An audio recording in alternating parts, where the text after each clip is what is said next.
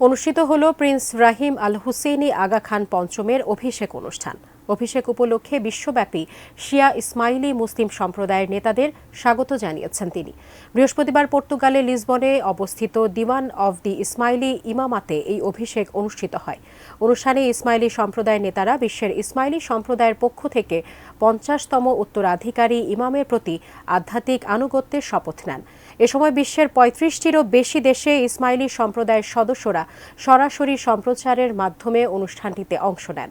ভাষণে আগা খান পঞ্চম তার প্রয়াত পিতা প্রিন্স করিম আগা খান চতুর্থকে শ্রদ্ধা জানান। এ সময় পর্তুগাল ও মিশরের সরকারগুলোকেও তার পিতার অবদানকে স্বীকৃতি দেওয়ার এবং তার অন্ত্যেষ্টিক্রিয়া ও কবরস্থানের জন্য মর্যাদাপূর্ণ ব্যবস্থাপনা করায় ধন্যবাদ জানান আগা খান পঞ্চম।